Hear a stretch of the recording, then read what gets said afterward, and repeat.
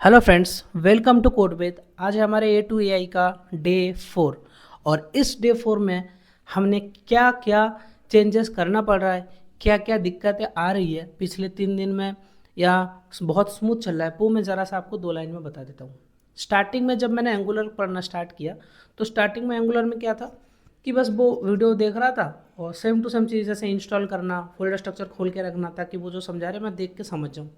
लेकिन अब जो है प्रैक्टिकली वो जो भी कराएंगे क्लास में उसको मुझे करना पड़ेगा, तो भले वो वीडियो 10 से 15 मिनट की हो लेकिन मुझे उसको करने में अब लगभग, पहले आधा घंटा लग रहा था अब लगेगा 1 घंटा, तो आधा घंटा यहाँ पे बढ़ा।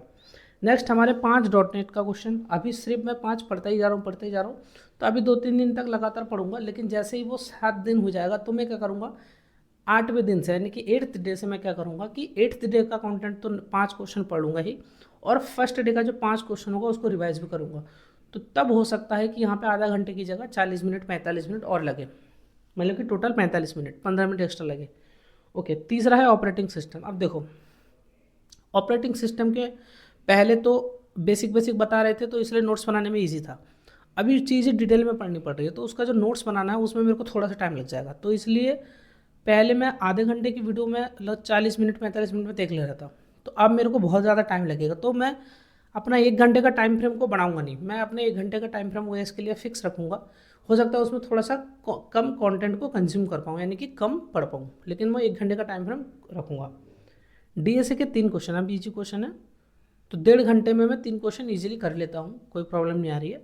लेकिन डीएसए के 3 क्वेश्चन को मैं फिक्स रखूँगा, टाइम को नहीं। अगर मेरे को ज़्यादा टाइम लगेगा तो मैं टाइम फ्रेम को बढ़ा लूँगा, ठीक है, लेकिन क्वेश्चंस की क्वांटिटी कम नहीं कर सकता, 3 बहुत ही कम है। तो टोटल मिला के 5 डॉट नेट के क्वेश्चन में फिलहाल अभी आधा घंटा लगेगा, एंगुलर में 1 घंटा 1.5 घंटा हो गया, ओएस में 1 घंटा, टोटल 2.5 घंटा, और डीएसए में 1.5 घंटा, तो टोटल अभी जो पढ़ना है मुझे 4 घंटा पढ़ना है।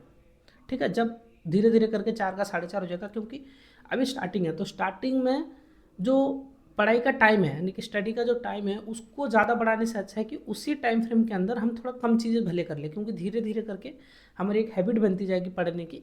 और स्टार्टिंग में अगर हम ज़्यादा प्रेशराइज करेंगे अपने आप को तो हो सकता है हम इस चीज़ से क्विट कर जाए, तो मैं क्विट करना नहीं चाहता, इसलिए मैं टाइम फ्रेम को अभी स्ट्रिक्ट रख रहा हूँ 4 घंटा।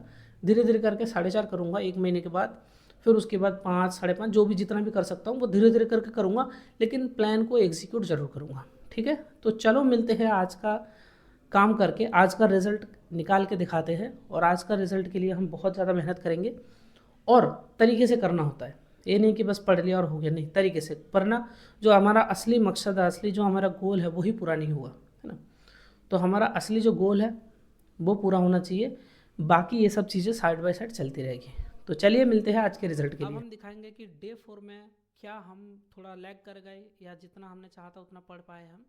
तो डे 4 का हम दिखाते हैं। सबसे पहले मैंने क्या करा, एंगुलर की एक वीडियो देखी, तो कोई एक वीडियो लगभग 15 से 18 मिनट की होती है, एवरेज तो 12 मिनट की है, लेकिन आज का 18 मिनट का था। लेकिन उसमें था ये कि वहाँ पे प्रोजेक्ट स्ट्रक्चर को एक्सप्लेन किया गया एंगुलर में, मैं दिखाता हूँ आपको। देखो वीडियो तो ये वाला था जहाँ पर angular and files folder structure वगैरह समझाया गया। बेसिकली मैंने इसका नोट्स भी कैसे बनाया आपको थोड़ा सा दिखा देता हूँ। जैसे कि ये मेरे फ्रेंड्स ने सेम पढ़ाया तो उसका नोट्स था, तो मैं उसमें ही थोड़ा बहुत अपने हिसाब से चेंजेस कर लेता हूँ।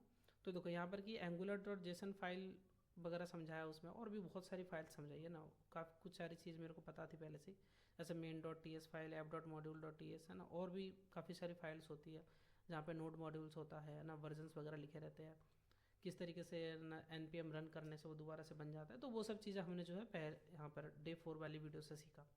उसके बाद सेम हमने डॉट नेट के 5 क्वेश्चंस करे, जहाँ पर आप देख सकते हो पहला क्वेश्चन तो हमारा बहुत ही अच्छा था, थ्रेड और टास्क में क्या डिफरेंस है ना। टास्क डॉट नेट के द्वारा बनाया गया है जो कि एक रैपर की तरह काम करता है थ्रेड्स के ऊपर।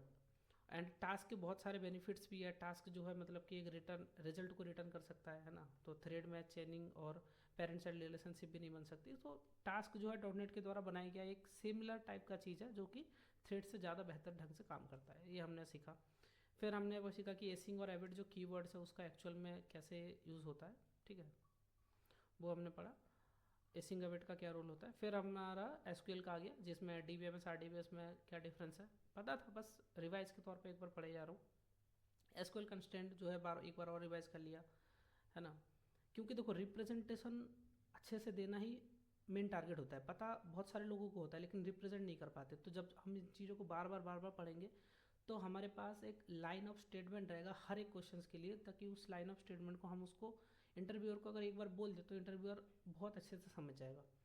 ओके, देन हमने प्राइमरी की यूनिक की का डिफरेंस पढ़ा है ना, कि इसमें नल वैल्यू नहीं आ सकता ना, और इसमें एक नल वैल्यू एक्सेप्टेड है, इस तरीके के हमने इनको भी पढ़ा। ओके, तो ये था हमारा .NET का। फिर हमने ऑपरेटिंग सिस्टम का 2 लेक्चर पढ़ा, क्योंकि लगभग दोनों लेक्चर मिला के आधा घंटे का था लगभग। तो यहाँ पर जो है देखो, प्रोसेस लाइफ साइकिल एक है, और हमने पढ़ा कि क्रिएशन ऑफ प्रोसेस, इन दोनों को बहुत थोड़ा सा डिटेल्स में हमने पढ़ा, मतलब कि रिवाइज भी किया। ओके, उसके बाद हमारा DSA के 3 क्वेश्चन, देखो तीनों क्वेश्चन मैं दिखा देता हूँ आपको कौन कौन से थे। तो सबसे पहला था कि अल्फ़ाबेट कैरेक्टर कैरेक्टर्स के, मतलब कि अगर कैपिटल ए से कैपिटल जेड, कैपिटल मतलब कि बड़ा अल्फ़ाबेट है तो हमें 1 रिटर्न करना था, स्मॉल अल्फ़ाबेट है तो 0, और अगर कोई अल्फ़ाबेट नहीं है, नॉन अल्फ़ाबेट है तो -1 रिटर्न करना था। एक इजी क्वेश्चन था, इसको हमने कर लिया। और फिर हमने लिखा कि डिकोड ज़ॉर एरे, ठीक है, मतलब कि यहाँ पर 3 तरह की चीज़ें हैं कि हमें एक एरे दिया हुआ है, और जो हमें इस एरे से और इस नंबर से एक और एरे बनाना है, ये वाला। और इसका कहना है कि जो आंसर है उनके पहले 2 का अगर ज़ॉर करूँगा तो इसका पहला बनता है, उसके दूसरा और तीसरा करूँगा तो इसका दूसरा बनता है, इस तरीके से। तो इसका एक सिंपल सा रूल था कि अगर 3 नंबर है A B और C, और तीनों नंबर में से किसी 2 नंबर को लेके मैं ज़ॉर करूँ तो तीसरा नंबर ही आएगा, यानी कि A और B C है तो C और B A होगा, B और C A होगा, और B और C करेंगे तो A आएगा, और A और C करेंगे तो B आएगा, मतलब कि किसी भी 2 को पकड़ के जोर करेंगे तीसरा आएगा। तो उसको हमने इस्तेमाल करके हमने पहले इस 1 को और इस 1 को करा तो हमारा 0 मिल गया, क्योंकि पहला तो खुद ही है, यही है 1, ठीक है। फिर हमने क्या करा, इस 1 को और इस 2 को करा तो हमें 0 मिल गया। फिर हमने क्या करा कि अब 0 मिल गया तो 0 और 2 को करो, 2 मिल जाएगा, 2 मिल गया, 2 और 3 को करो, 1 मिल जाएगा, ठीक है। उसका एक आंसर भी है। उसके बाद हमारा था लास्ट क्वेश्चन, जो कि था running some of 1D array, मतलब कि कुछ नहीं है, जब हम क्या करेंगे कि अगर पहले इंडेक्स पे है तो पहले इंडेक्स तक का सम कितना है 1, सेकंड इंडेक्स पे गए तो पहले 1 और 2, तो 1 और 2 मिला के कितना हुआ 3, तो सेकंड इंडेक्स पे आएगा 3। फिर इन तीनों को मिला के जो आएगा 6, वो यहाँ पे आएगा। फिर इन सबको मिला के जो होगा यहाँ पे आएगा। तो मतलब एक नॉर्मल सा है, जब हम प्रीफिक्स सम निकालते हैं कुछ कुछ वैसा ही है, लेकिन हमें यहाँ पे हर चीज़ को प्रिंट करना है। तो एक क्वेश्चन था, तो ये था हमारा DSA का क्वेश्चन। तो इस तरीके से हमने आज डे 4 है, और डे 4 तक हमने जो भी आइडिया बनाया था कि हम इतना पढ़ेंगे, स्मॉल बनाया है कि हाँ मैं 3 साढ़े 3 4 घंटा पढ़ सकता हूँ, उस हिसाब से ही मैंने अपना प्लान बनाया था, और अभी तक एकदम बहुत स्मूथली एग्जीक्यूट हो रहा है। देखते हैं आगे क्या होता है। मिलते हैं डे 5 पर।